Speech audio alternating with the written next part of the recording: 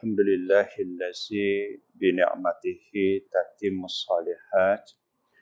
Ashhadu an la ilaha illallah wahdahu la syarikalah wa ashhadu anna Muhammadan abduhu wa rasuluh.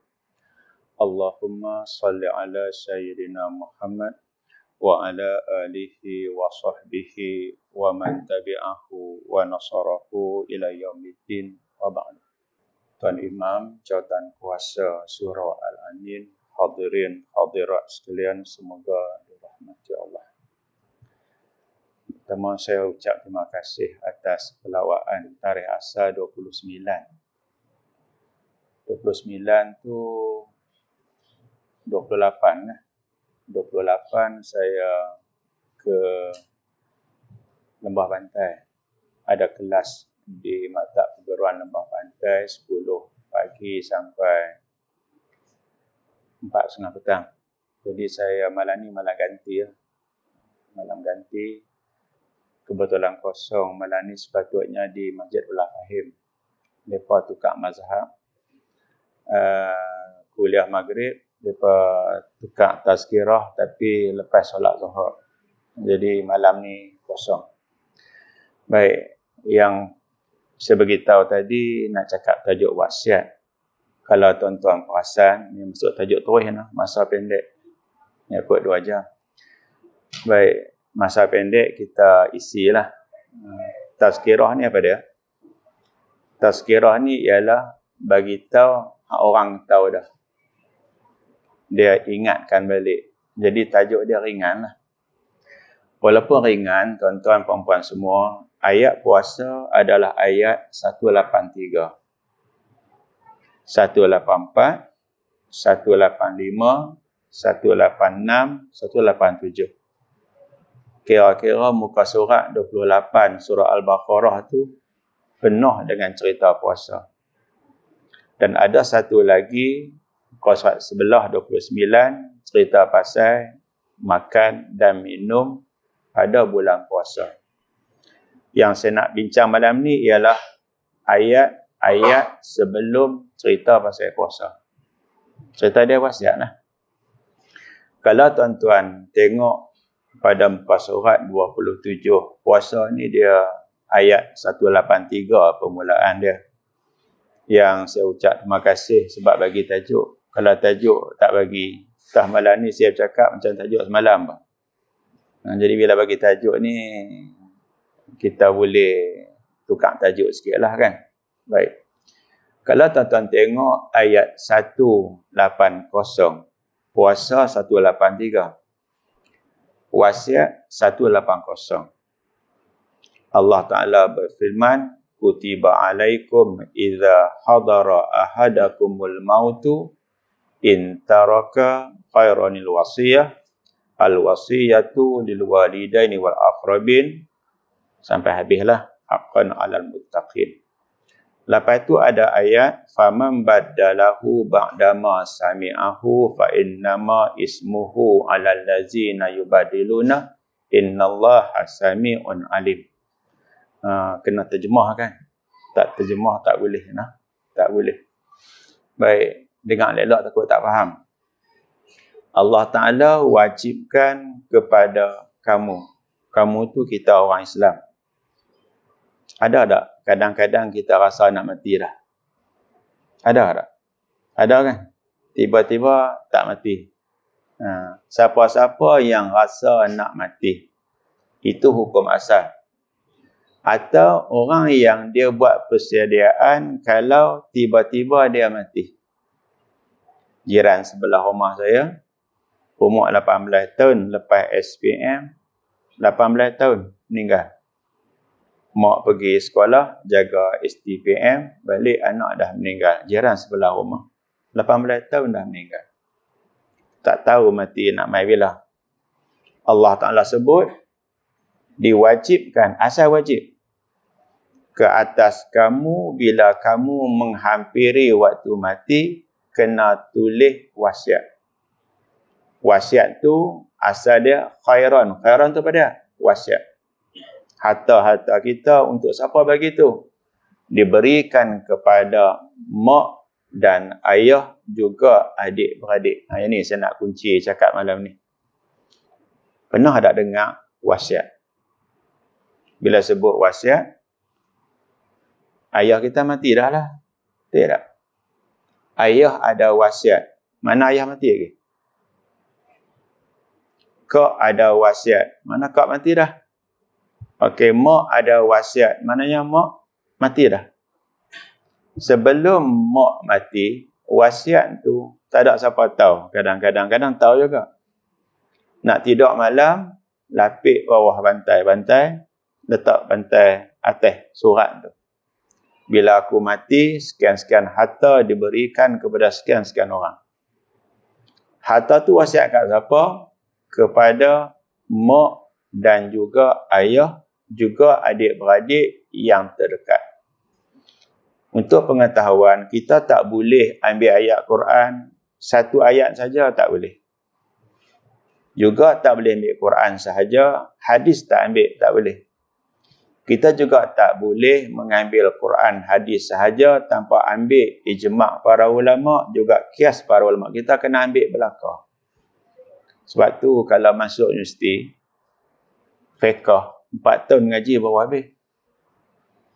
Kalau tauhid, 4 tahun baru habis. Kalau perubatan lagi dahsyat, 5 tahun baru habis.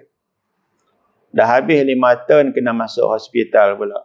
Latih sungguh-sungguh supaya nak mengelak berlaku silap.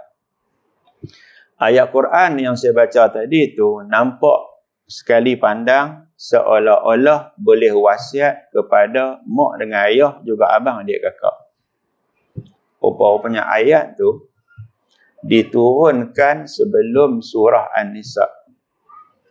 Ayat faraid adalah surah An-Nisa ayat 11, 12, 176. Ayat 11 cerita dia berkaitan mati tinggal anak lelaki, anak perempuan. Anak lelaki seorang sama dengan anak perempuan 2 orang, juga mak ayah.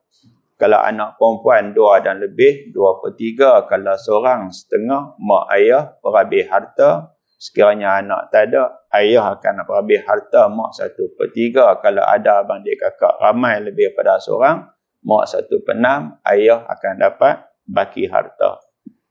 Ayat 12 pula pasal suami isteri, mati salah seorang, suami ada anak, isteri 1/8, tak ada anak, isteri 1/4. Okey, faham ke noh?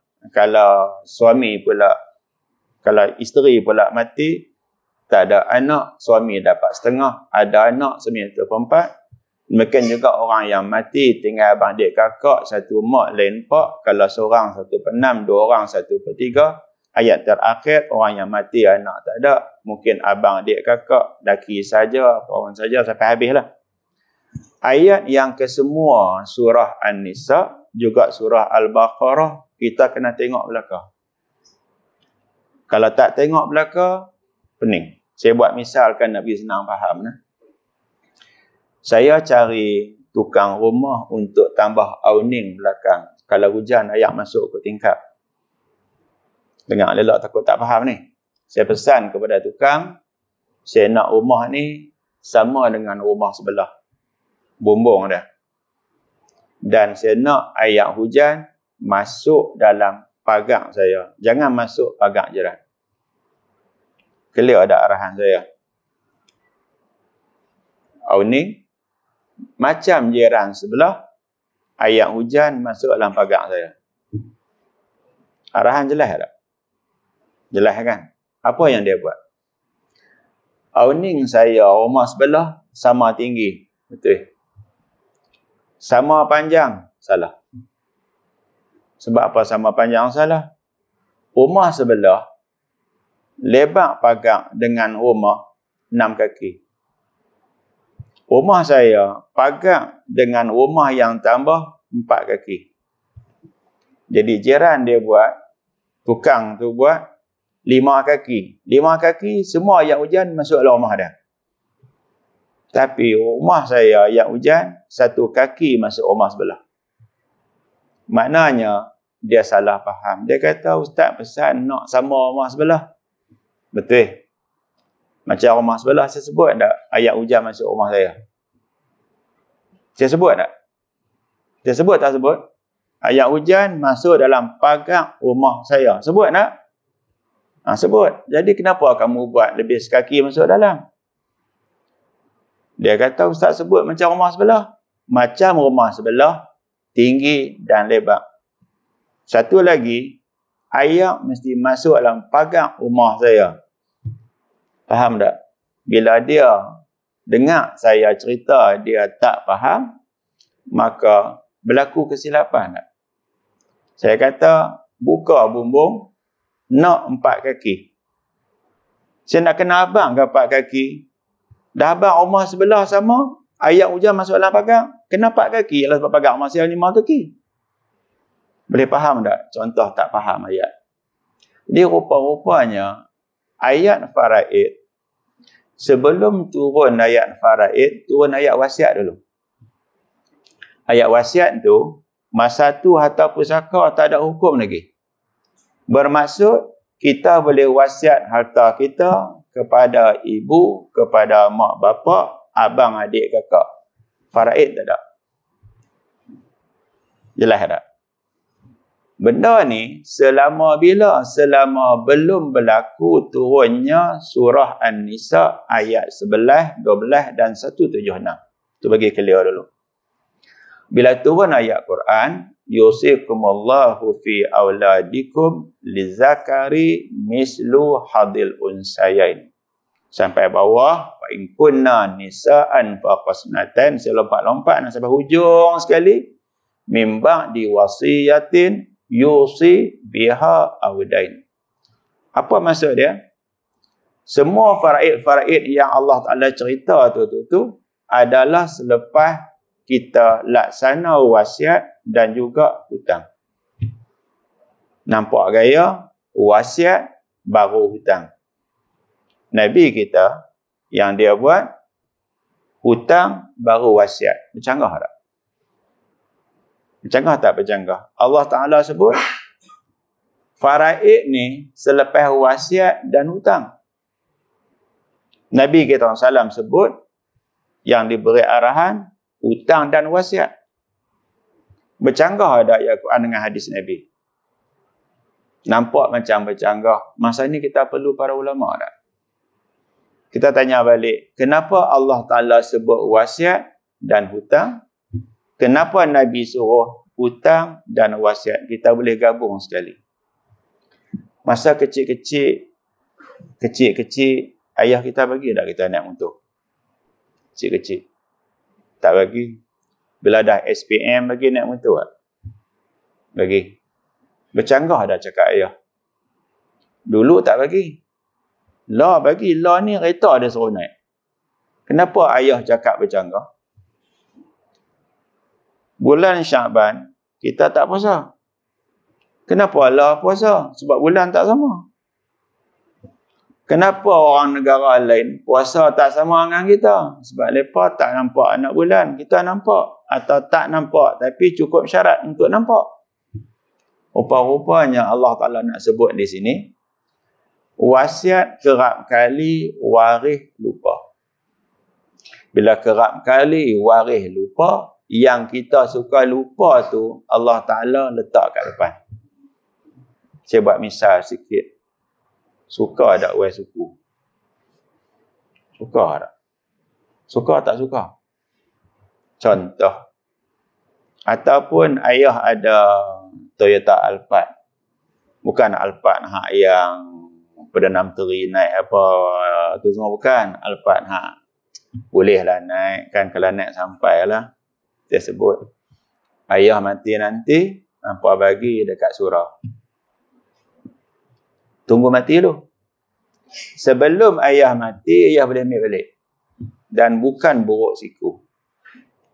Sebab ayah belum mati lagi. Okey, kalau ayah pesan kat Fadlan, kereta ni, motor ni bagi kat Fadlan. Tiba-tiba Fadlan mati. Anak tak boleh tuntut. Sebab kena tunggu ayah mati dulu. Clear nah? Clear bagi clear elok-elok. Jadi, apabila ayah pesan kereta, motor, dia pesan kat siapa? Kena cek. Pesan kepada pak menakan, boleh. Sekiranya ayah pesan, ayah ada anak laki-laki. Kalau ayah pesan motor bagi kat pak menakan, ayah tak ada anak laki-laki, wasiat kepada pak menakan tak sah. Rupa-rupanya kita tak boleh nak ambil Al-Quran saja. Kena ambil hadis, kena ambil para ulama sama. Baru jalan. Baik, kita masuk lagi makin berat. Makin berat nah. Hadis Nabi, dia boleh, macam mazhab kita lah, dia boleh mansuhkan, batalkan Al-Quran. Atas sebahagian.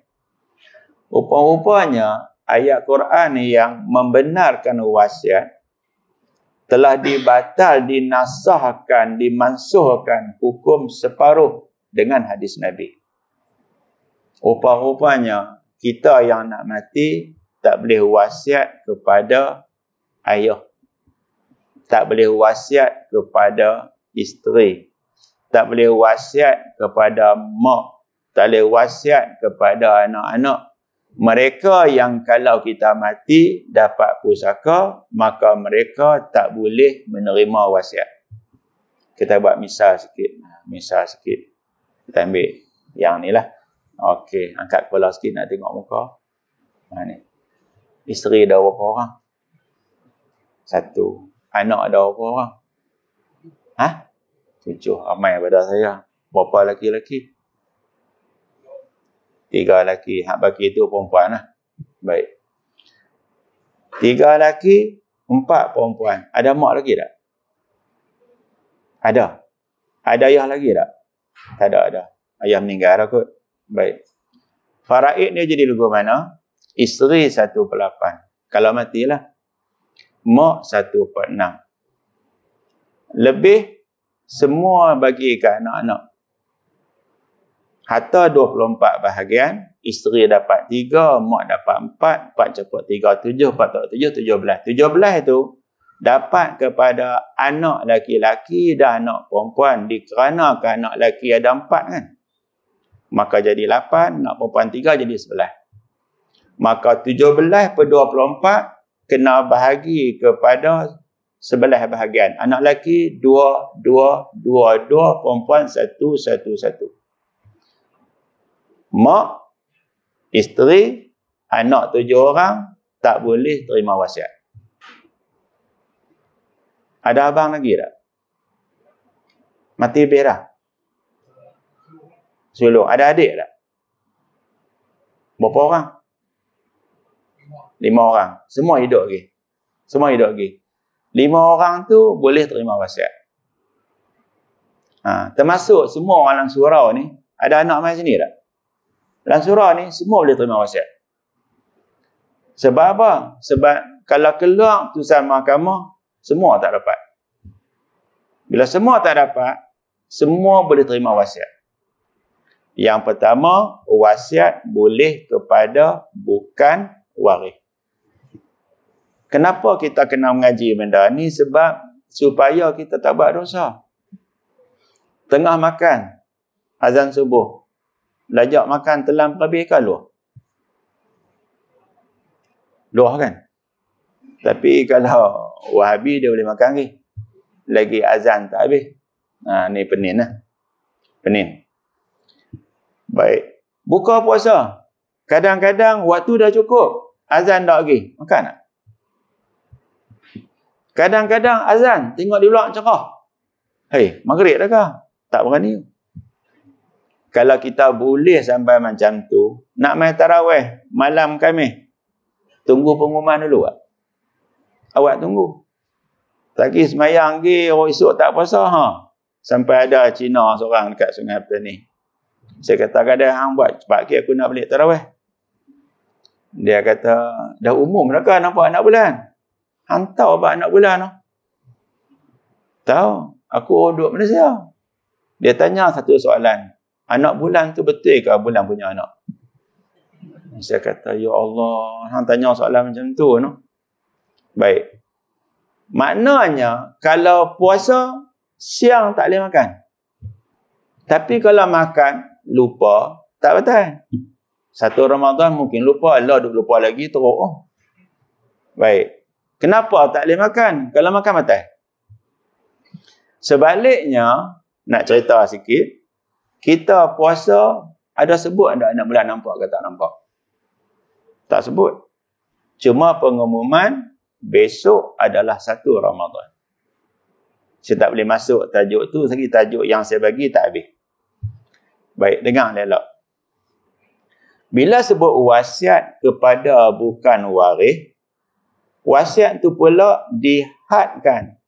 Dia tak boleh melibatkan kesemua harta. Dia hanya boleh kadar dia 1/3 sahaja. Dalil ambil di mana? Ada seorang sahabat sakit, maka dia sebut kat Nabi nak wasiat 2/3 daripada harta dia. Nabi kata, jangan. Saya ni kalau mati, waris saya nak perempuan saya seorang aja. Nak buat apa banyak-banyak? Saya nak pergi ke Islam. Nabi kata, jangan. Dia kata, baiklah. 1/2. Nabi kata, jangan. Maka akhirnya 1/3. 1/3 pun Nabi sebut banyak tu. Ulama buat keputusan. Wasiat kalau boleh 1/4, bukan 1/3. Kalau 1/3, jalan. Kalau 1/4, sangat bagus. Baik, bila wasiat 1/3, kita kena tengok pula. Kita tahu dah 1/3 tu dah banyak mana. Kita tahu dah ayah kita ada hutang ke tak? Tahu ke tak tahu? Kita tahu tak ayah kita hutang ke tak? Kita tak tahu. Kata ayah kata, duit ayah 50,000 bagi kat rumah anak yatim. Atau 50,000 bagi dekat Masjid Al-Bushra. Masjid Bushra lah satu Malaysia tu. Tapi saya tak nak tegur. Saya kata saya bukan Firdaus. Saya bukan. Itu Noh Hanafi. Saya tak pernah ada buat review makan minum rata kedai. Tu orang lain, saya orang lain. Kalau ayah sebut 50,000 kat rumah anak yatim, 50,000 tu tak boleh nak ambil lagi. Kena cek dulu. Cek dulu. Hutang ayah ada banyak mana. Bayar ke semua hutang ayah. Sampai tak berbaki sedikit pun. Tak termasuk hutang yang wajib dibayar. Ayah beli kereta, ayah beli takaful. Bila ayah mati, takaful tolong habis bayar hutang. Yang tu tak kena bayar sebab takaful tolong bayar. Tolak hutang ayah. Berbaki 160,000. 50,000 tu bawah pada 1/3. Jalan. Cek juga ayah ada tak tunai haji. Jika ayah belum tunai haji, tolak 2,500. Tanpa saya nafikan setengah orang dia ambil 3,000. Setengah orang ambil 3,500. Ada tinggi, ada rendah. Dia macam catering. Hantar tak catering aku? Bukan macam catering hang. Apa pun tak ada. Catering aku tu satu kepala RM15. Okey ya hang. Ada lagi orang marah catering. Catering apa dia? RM3 satu kepala. Makan apa? Darca kaki ayam. Murah ha. Maka bayar 2,500 sebagai contoh. Tengok berbaki berapa ringgit lagi. Setelah berbaki sekian ringgit, katakan berbaki 150,000. 50,000 itu jalan. Tanpa perlu minta izin kepada anak-anak isteri mak bapak. 50,000 jalan.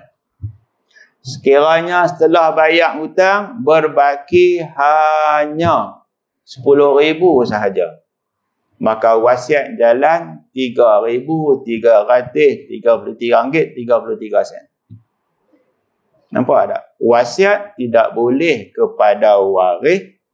Dan wasiat boleh kepada waris yang tiba-tiba tak jadi waris. Faham tak tiba-tiba tak jadi waris? Sebab misal sikit. Orang perempuan panggil dia pelik tak? Pernah tak bawa isteri pergi pasar raya? Benar tak? Kalau bagi dia pegang troli apa jadi? Orang perempuan jangan marah. Nah, risau mana?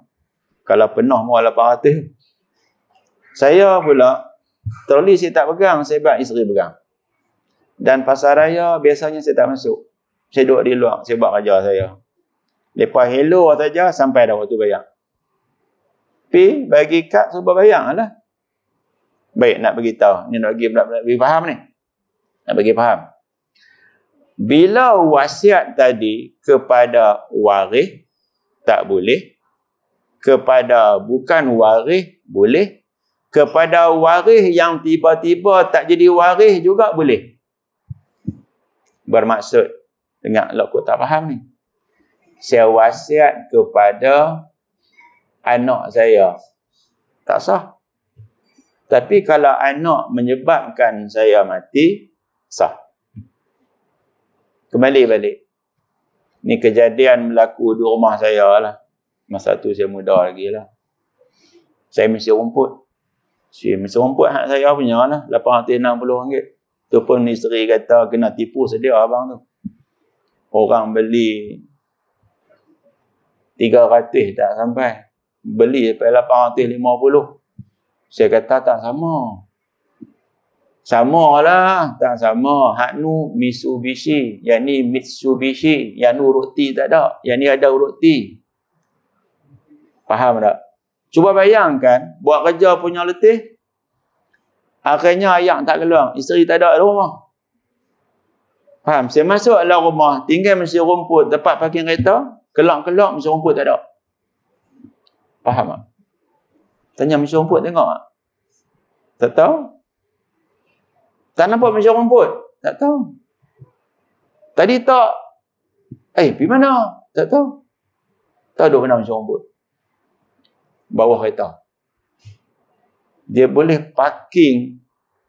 Langgak mesti rumput. Duduk bawah kereta. Saya kata awak yang pergi langgak. Tak ada kata apa. Itu tempat letak kereta. Bukan tempat parking kereta. Bukan letak mesti rumput. Contoh. Kalau isteri undang, suami ada kat belakang, isteri tindih suami. Masuk hospital. Serius lah. Wasiat suami dekat isteri yang mula tak sah, sekarang jadi sah. Sebab isteri tak layak menerima pusaka, maka dia layak menerima wasiat. Faham? Atau mak ayah yang tak sama masuk Islam. Dia tak sama masuk Islam. Anak tak Islam masuk Islam. Mak kekal agama lama. Anak boleh wasiat kepada mak ayah dia. Clear nah? Apa akan jadi kalau wasiat kita simpan? Wasiat simpan maknanya pusaka banyak tak? Kalau pusaka 150,000, wasiat kita simpan, dapat banyak kat kita? Dapat banyak? Dapat banyak tak dapat banyak? 150,000 tu buat faraid nah. Faraid itu salah. Sebab kena tarik 50,000. 50,000 tu mewakili 1/3. 50,000 tu dia bergerak. Kalau duit lagi banyak, 1/3 lagi banyak. Kalau duit makin sikit, 1/3 makin sikit. 1/3 yang sah untuk wasiat itu hanyalah kepada bukan waris setelah ditolak segala jenis hutang. Dan nak beritahu wasiat ni apa dia? Pemberian orang yang hidup kepada orang yang hidup, pelaksanaan bila kita mati. Jadi tak jadi isu lah. Toyota Alphard tengok-tengok duduk kat Yuska. Faham tak? Dia buat keluar pula Toyota Alphard baru. Nampak gaya tak jadi lah. Jangan duduk hello pula. Gimana wasiat itu? Ni bukan buruk siku sebab saya buat wasiat. Wasiat ni lagi saya tak mati, kereta tu saya punya. Saya tak jadi. Tak ada apa, bukan buruk siku pun. Bermaksud, macam saya sebut tadi, anak yang tak sah terima wasiat, tiba-tiba mungkin jadi sah. Lagi satu. Wasiat kepada cucu sah tak? Wasiat kepada cucu sah tak? Kita tanya pula, ni hak baju Unggul ni. Anak ada berapa orang pula? 6. Isteri 1 kot. Semua geng Melaka kat ni, no. Sat ada surah, sat tak ada surah tu mungkin 2 lah. Baik. Berapa orang lelaki-lelaki? Lelaki seorang, perempuan 5. Bahasa saya mengaji, suami banyak makan sayur. Kurang makan daging. Ni doktor lah cerita. Tapi Allah Ta'ala semua tu, no. Bukan usaha kita pun. Baik. Ayah ada lagi tak? Mak tak ada dah. Mak ada lagi. Oh, semua jenis macam tu. Baik. Ada mak, tak ada ayah. Anak lelaki seorang, anak perempuan 5. Macam mana cara nak kira? Anak lelaki-lelaki tu umur berapa? 25. Kahwin ke? Belum lagi. Anak perempuan ada tak yang kahwin dah? Tak ada lagi. Contoh tak apa nak bagus lah. Nak buat misal cucu. Baik, kita buat juga bagi jadi. Baik, isteri 1/8, mak 1/4, harta bagi 24, isteri dapat 3, mak dapat 4, 4 campur 3, 11. Anak lelaki 1/2, 2 campur 5, 7. Maka 24 darab 7. Baik. Ada abang, ada adik, ada kakak? Ada. Jadi boleh wasiat kepada abang, adik, kakak. Ayah menikah apa kali? Sekali. Mak menikah apa kali? Ini keturunan semua sekali. Saya selalu kena dengan mak menekan, pak menekan. Dia tahu Wan menikah 2 kali, Tok menikah 2 kali. Pozi ilmu benar. Saya kata saya macam tu lah. Mak menekan dia melawak kasar sikit. Biar dengar lelak nak bercerita bagi faham ni. Abang, adik, kakak yang masih hidup ada berapa orang?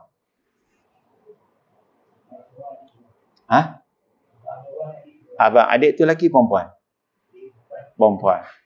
2 orang tu boleh terima wasiat. Sebab pusaka tak dapat. Pusaka siapa perhabis? Mak, isteri, anak 6 orang. Adik dengan abang tak dapat wasiat. Katakanlah jangan berlaku lah. Katakan anak yang 25 tu meninggal. Bila meninggal, automatik wasiat kepada 2 orang tadi tiba-tiba tak sah. Kenapa tak sah? Sebab pusaka akan dapat kepada mereka. Isteri 1/8, mak 1/6, anak perempuan yang berbaki 5 orang, 2/3, dia ada lebih. Lebih dia banyak mana? Anak perempuan 16. Isteri 3. 16 campur 3 berapa? 19. Mak 4. 4 campur 19 berapa? 23. Lebih 1. 1 pi dekat 2 beradik tu. Rupanya wasiat ni kena tunggu sampai kita mati. Masa kita mati, siapa yang hidup? Faham? Katakanlah, tiba-tiba mati anak tu. Bila mati anak tu, maka yang abang atau adik 2 orang tak jalan. Jadi kesimpulan dia nak beritahu wasiat ni tidak boleh kepada waris. Waris tu siapa dia? Orang yang bila dapat sijil faraid, nama dia ada, tak dapat wasiat. Walaupun tak dapat wasiat, tapi kalau adik-beradik sepakat, jalan pula. Ayah pesan bila ayah mati nanti rumah ni bagi kat mak mbah. Bila bicara pusaka, adik-beradik pakat kata, tak apalah ambil kat mak. Setuju? Setuju. Tak setuju? Tak setuju. Ingat? Faham tak? Dan tak perlu minta izin kepada waris. Abang kata ni, ayah wasiat ke mana? Kami tak mau. Tak jalan. Kami tak jalan. Jawapannya, jalan. Jadi nak abangnya, orang perempuan, selalu saya dah sebut, mereka sangat suka pusaka sama rata. Laki-laki memang suka faraid. Betul tak?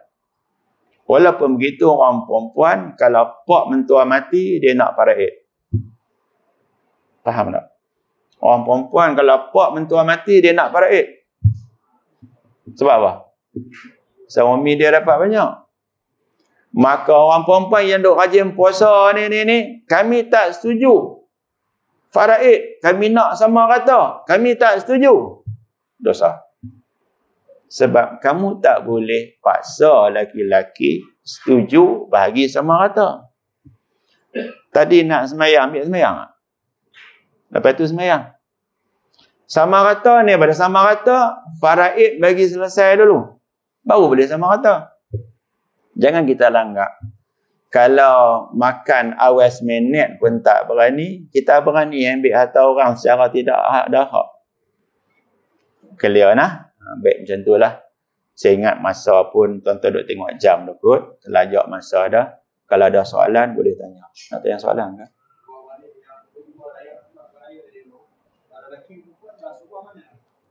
Dua beradik. Asabah. Jadi pusaka tadi, hak lebih satu tu. Hak lebih satu tu apa akan jadi? Isteri 1/8. Mak 1/6. Asal masalah 8 potong separuh jadi 4. 4 darab 6 berapa?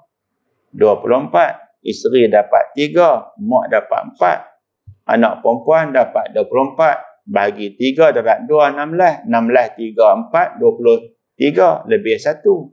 1 tak boleh nak bagi dengan 2 orang. 2 orang tu 1 kena bagi dengan 3. 24 darab 3, 72. Dah 72. Isteri 3 darab 3 dapat 9. Mak dapat 3, 12. Anak perempuan 16 orang tu, 16 tu mereka akan dibahagi lah. Akan bahagi. Berbaki lagi 5 kan. Mereka 5 orang kan. 5 orang ni, 5 orang nak buat macam mana? Tadi 3. 3 dengan 5 kena ambil 3 darab dengan 5. Jadi 15. 24 darab dengan 15. Maka pusaka yang lebih 1 tadi kena bahagi 3. Jadi 3 boleh 3 jadi ke mana? Macam kira faraid lah. Laki-laki 1 kali ganda perempuan. Dan harta pusaka tidak boleh bagi sama rata kalau melibatkan anak-anak bawah umur. Atau harta pusaka melibatkan waris yang telah mati tapi mati selepas si mati yang pertama. Faham tak? Kawan ni mati, kemudian anak mati pula seorang. Yang mati seorang itu, dia dah mati dah, tapi mati lepas pada ayah. Hak dia tak boleh dikurangkan sedikit pun. Clear nah, soalan 1 jadilah kan.